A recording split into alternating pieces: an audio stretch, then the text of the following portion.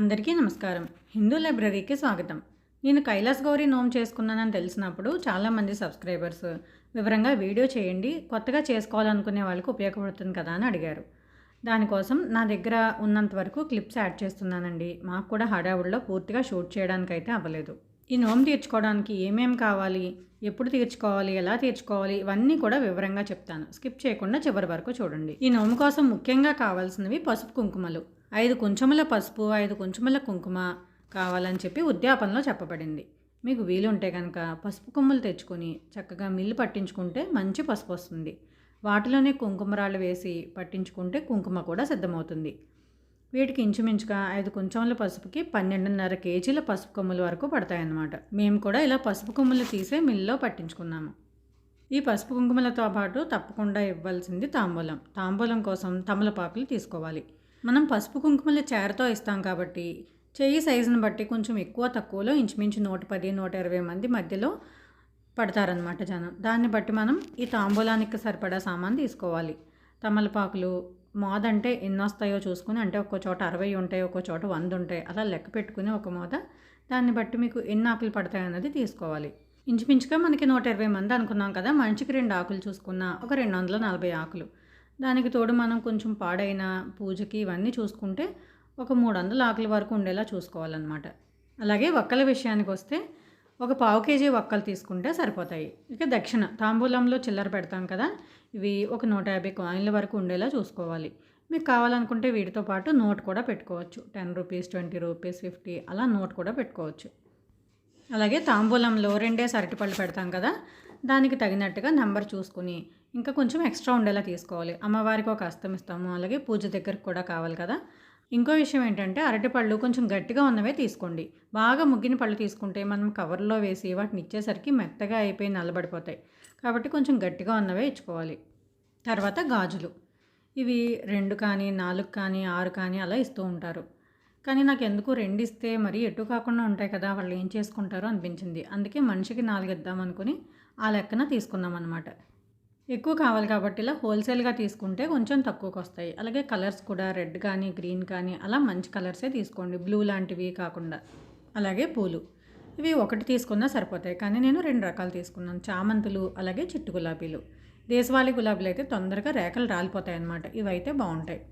అలాగే స్వామి అమ్మవార్లకు వస్త్రాలు కూడా తీసుకోవాలి. ఒక పంచె, కండువా, చీర తీసుకున్నాం మేము. అలాగే కవర్లు, ఎందుకంటే మనం పసుపు కుంకుమ ఇచ్చినప్పుడు వాళ్ళకి పెట్టుకోవడానికి ఉండాలి కదా, దానికోసం అన్నమాట. అలాగే పేపర్లు, వీటిని మనం కావాల్సిన సైజులో కట్ చేసి పెట్టుకోవాలి. ఇప్పటి వరకు చెప్పినవన్నీ కూడా తప్పకుండా పెట్టాల్సినవి. ఇవి కాకుండా ఓపిక ఉన్న వాళ్ళు బ్లౌజ్ పీసులు కూడా పెట్టుకోవచ్చు. ఇలా అన్నీ తెచ్చి పెట్టుకున్న తర్వాత ముందుగా తమలపాకుల్ని శుభ్రం చేసుకుని బాలేని వాటిని తీసి చక్కగా పక్కన పెట్టుకున్నాం. తర్వాత పసుపు కుంకుమ తప్ప మిగిలిన వాటన్నిటినీ కూడా కవర్లో ప్యాక్ చేసామన్నమాట. ఎందుకంటే గుడిలో జనం ఎక్కువ ఉన్నారనుకోండి, హడావుడిలో మనం ఒకటి ఇస్తాం, ఒకటి మర్చిపోతాం. అందుకే ముందు అన్నీ వేసి పెట్టుకుంటే ఇబ్బంది ఉండదు. ఇలా కవర్ తీసుకుని దానిలో 2 అరటిపళ్ళు, తమలపాకులు, వక్క, దక్షిణ, గాజులు, అలాగే పూలు, మొత్తం ఇవన్నీ కూడా వేసేసామన్నమాట. దానిలో వేసి అవి కొంచెం లూజ్గా ఉండేలా ముడికట్టి ఒక అట్టపెట్టెలో పెట్టుంచాము. అలాగే పక్కన మిగిలిన వాళ్ళు పేపర్లు కట్ చేస్తున్నారనమాట. మనకు పసుపు కుంకుమ పొట్లాలు కట్టుకోవడానికి సరిపడేలా చూసి సైజులో కట్ చేస్తున్నారు. ఇక్కడ మొత్తం అందరం కూర్చొని చేస్తేనే మాకు 11:30 అయిందండి. ఎందుకంటే అమ్మ నేను ఇద్దరం కూడా నోము తీర్చుకుంటున్నాం అనమాట. అందుకని ప్యాకెట్ల నెంబరు డబుల్ అయ్యింది. ఇంచుమించు 240 వరకు చేసామన్నమాట. ఇక నోము రోజు ఏం చేయాలంటే మనం ఉదయం లేవగానే స్నానం చేసి ఇంట్లో పూజ పూర్తి చేసుకోవాలి. తర్వాత మనం ఇవన్నీ సిద్ధం చేసుకుని ఆలయానికి వెళ్ళాలన్నమాట.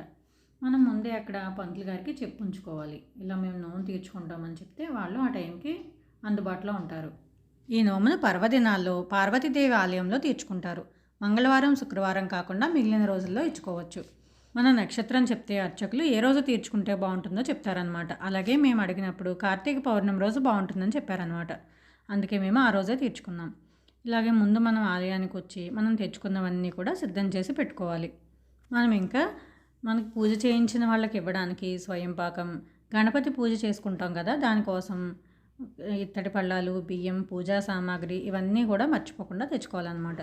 అలాగే కొన్ని అక్షతలు కూడా కలిపి తెచ్చుకోవాలి. ఎందుకంటే మనం పసుపు కుంకుమలు ఇచ్చిన తర్వాత వాళ్ళ చేత మనం అక్షతలు వేయించుకోవాలి. దానికోసం అలాగే మనం ఇలాంటి ఇత్తడి గిన్నెలు, స్టూల్స్ కూడా తెచ్చుకోవాలి. ఎందుకంటే పసుపు, కుంకుమ వేసుకోవడానికి గిన్నెలు. అలాగే మనం అందించేటప్పుడు ఈ రోజుల్లో చాలామంది కింద కూర్చోలేకపోతున్నారు కదా! అందుకని మనం కూర్చోవడానికి ఒక పీట, అవతల వాళ్ళు కూర్చోవడానికి ఇంకొక పీట అనమాట. అలా 2 పీటలు కూడా తెచ్చుకోవాలి. మా అమ్మ, నేను ఇద్దరం తీర్చుకుందామని చెప్పాను కదా! ముందుగా గణపతి పూజ కోసం ఇలా పసుపు గణపతిని సిద్ధం చేసుకోవాలి. తర్వాత మనం భర్తతో పాటు కూర్చోవాలన్నమాట. ముందుగా ఆచమనం చేసిన తర్వాత ఇలా కైలాస గౌరి నోము తీర్చుకోవడం కోసం నిర్విఘ్నంగా పూర్తవ్వడానికి గణపతి పూజ చేస్తున్నామని చెప్పి సంకల్పం చెప్పిస్తారనమాట. ఇలా గణపతి పూజ అంతా పూర్తయిన తర్వాత అమ్మవారికి కుంకుమ పూజ చేస్తారు. మేము అమ్మవారికి చలిమిడి, వడపప్పు, పానకం తీసుకొచ్చాం. అలాగే వస్త్రాలు, అరటిపళ్ళ హస్తం, గాజులు, కుంకుమ ఇవన్నీ కూడా ఇవ్వాలన్నమాట మనం పూజ చేసుకున్నప్పుడే.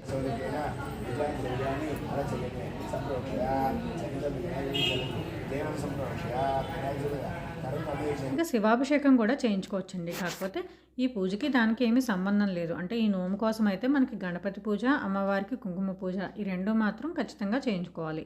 ఇక అభిషేకం అనేది అంటే ఎలాగ అమ్మవారి పూజ చేయించుకుంటున్నాం కదా కార్తీక పౌర్ణమి అని చెప్పి మేము అభిషేక ద్రవ్యాలు కూడా తీసుకొచ్చుకుని అభిషేకం కూడా చేయించుకున్నాం అనమాట. చేయించుకుని స్వామివారికి తెచ్చిన వస్త్రాలు సమర్పించాము. ఇలా ఇవన్నీ పూర్తయిన తర్వాత చేత్తో అక్షతలు పట్టుకోమని చెప్పి మాకు వ్రత కథ అంతా కూడా చదివి వినిపించారనమాట.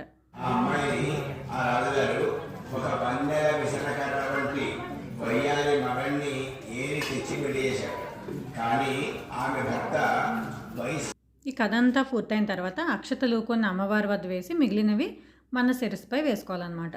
తర్వాత మనకు పూజ చేసిన బ్రాహ్మణులకు దక్షిణతో సహా స్వయం పాకం ఇచ్చుకోవాలి. తర్వాత మనం ఒక పీటపై కూర్చుని కుడివైపు పసుపు, ఎడమవైపు కుంకుమ పెట్టుకోవాలి. పెట్టుకుని ఇలా ఒక ఇత్తడి పళ్ళెంలో పేపర్ వేసుకొని దానిలో చేర నిండా పసుపు తీసి వేసుకోవాలన్నమాట. దానిపైన పేపర్ వేసి మళ్ళీ చేర నిండా కుంకుమ వేసుకోవాలి. ఇలా వేసి ఒక తాంబూలం, మేము ముందే అన్నీ సర్ది పెట్టుకుందామని చెప్పాను కదా, ఆ తాంబూలం సెట్ అంతా అలా పెట్టి దాన్ని ముందు ఆలయ అర్చకులకి అందించాలి. అంటే అమ్మవారికి ఇచ్చినట్టు అనమాట. వాళ్ళు తీసుకెళ్ళి దాన్ని అమ్మవారి దగ్గర పెడతారు. అలా ఇచ్చిన తర్వాత మనం ఇంక అసలు మాట్లాడకూడదు. మన వ్రతం మొదలైపోయినట్లే. తర్వాత మన అంతా పూర్తయ్యే వరకు కూడా మాట్లాడకూడదు అనమాట. అలాగే అమ్మవారికి ఇచ్చిన తర్వాత మనం ఫస్ట్ వాయనం ఆడపడుచుకి ఇచ్చుకోవాలని చెప్పారు. అంటే కొంతమంది పుట్టింటి వాళ్ళకి ఇచ్చుకుంటారు, కానీ మాకైతే అర్చకులు ఆడపడుచుకే ఇవ్వాలని చెప్పారు. నేనైతే ఇక్కడ మాస్క్ పెట్టేసుకుంటున్నాను అనమాట. పొరపాటున మాట్లాడేస్తానేమో అని చెప్పి మాస్క్ పెట్టుకుంటున్నాను. మాకు చెప్పిన విధానం అయితే ఇలా పసుపు కుంకుమ వేసి తాంబూలం పెట్టి అందించేయడమే. ఇలా అందించే ముందు ఆ కుంకుమ నుంచే కొంచెం తీసి బొట్టు పెట్టమని చెప్పారనమాట. వాళ్ళు తీసుకున్న తర్వాత మనకి అక్షతలు వేయాలి, అంతేగాని వాళ్ళు తిరిగి బొట్టు పెట్టకూడదు.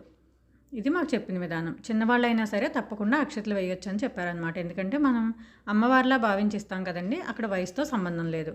నిజానికి మేము కుంకుమ, గంధం ఇవన్నీ పెట్టడానికి విడిగా గిన్నెలు తీసుకొచ్చాము. కానీ మాకు అర్చకులు ఏం చెప్పారంటే మనం అందించిన కుంకుమలోదే తీసి బొట్టు పెట్టమని చెప్పారనమాట. ఇంకా అందుకని దానిలోదే పెట్టేసాం, విడిగా గిన్నె పెట్టకుండా. కొంతమంది అయితే పసుపు కుంకాలు ఇచ్చే ముందు వచ్చిన ముత్తైదులకి కాళ్ళకు పసుపు రాస్తారు. మేము కూడా రాద్దామని కలిపి పెట్టామండి. కాకపోతే ఇంకా అక్కడ జనం చూసిన తర్వాత మాకు కూర్చొని అందించడానికి కూడా కష్టమైపోయింది అనమాట. అంటే మా పూజ మొదలయ్యే టైంకే మైక్లో అనౌన్స్ చేస్తారు, నోము అందిస్తున్నారు రండి అని చెప్పి. అందరూ ఒకేసారి వచ్చేయడంతో మాకు ఇంకా చాలా కష్టమైందనమాట. అందుకే అసలు పసుపు రాయడానికి కూడా అవ్వలేదు. ఈ లైన్ అయితే సగం అయిన తర్వాత ఇలా ఉందండి. స్టార్టింగ్ అయితే లైనే లేదనమాట. అసలు అన్ని వైపుల నుంచి జనం రావడంతో ఎలా ఇవ్వాలో కూడా అర్థం కాలేదు మాకు. ఇక్కడైతే మా అమ్మ ఇస్తుంది. కానీ అప్పుడు అనిపించింది మాకు, ఈ తాంబూలాలు ఇవన్నీ సర్ది పెట్టుకోవడం చాలా మంచిదండి, లేకపోతే ఈ హడావుల్లో అస్సలు ఇవ్వడానికి కుదిరేది కాదు అని. ఇంకొక విషయం ఏంటంటే ఈ నోము 12 గంటలు అయ్యే లోపే తీర్చేసుకోవాలన్నమాట. అంటే అప్పటికి పూర్తయ్యేలా చూసుకోవాలి. దాన్ని బట్టి మనం తొందరగా మొదలు పెట్టుకోవాలి. అలాగే ఒకవేళ మన దగ్గర ఉన్న పసుపు కుంకాలు నిండుకుని ఇంకా జనం ఉండిపోయారు అనుకోండి, అప్పుడు మనం వాళ్ళకి లేదు అని అనకుండా బొట్టు పెట్టి తాంబూలం ఇచ్చైనా సరే పంపించాలి. మాకైతే జనాలు బాగా వచ్చారు కాబట్టి గంటం పావులో మొత్తం పూర్తయిందండి. అలాగే ఇంకోటి ఏంటంటే మనం మొత్తం గిన్నె అంతా ఖాళీ చేసి ఇవ్వకుండా అడుగును కొద్దిగా ఉంచుకోవాలన్నమాట. అది మనం తీసుకోవాలి. ఇలా మొత్తం ఇవ్వడం అయిన తర్వాత మనం అక్షతలు తీసి కొద్దిగా నీరు పోసి వదిలిపెట్టాలన్నమాట. కైలాస గౌరి నోము ఉద్యాపన పూర్తయింది అని చెప్పి నమస్కారం చేసుకోవాలి. ఆ తర్వాత ఎవరో ఒకరు మనకు హారతి ఇస్తారు, మనం వాళ్ళకి తాంబూలం ఇవ్వాలి. తర్వాత మనం లేవచ్చు అనమాట. అక్కడి నుంచి లేచిన తర్వాత ముందుగా భర్తకి నమస్కారం చేసుకోవాలి. కాళ్ళకి నమస్కారం చేసుకొని అక్షతలు వేయించుకొని అప్పుడు వాళ్ళతోనే మాట్లాడాలి. ఇప్పటి వరకు మాట్లాడలేదు కదా మనం, మొదటిగా వాళ్ళతోనే మాట్లాడాలి. ఇదండి నేను చేసుకున్న కైలాస గౌరి నోము యొక్క ఉద్యాపన. చాలా చక్కగా కన్నుల పండగగా జరిగింది. మ్యాక్సిమం అన్ని పాయింట్లు కవర్ చేశానని అనుకుంటున్నాను. ఇంకా ఏమైనా అనుమానాలు ఉంటే అడగండి. నాకు తెలిసిందైతే తీర్చడానికి ప్రయత్నిస్తాను. మరో వీడియోతో మళ్ళీ కలుద్దాం. సర్వే జనా సుఖినో భవంతు.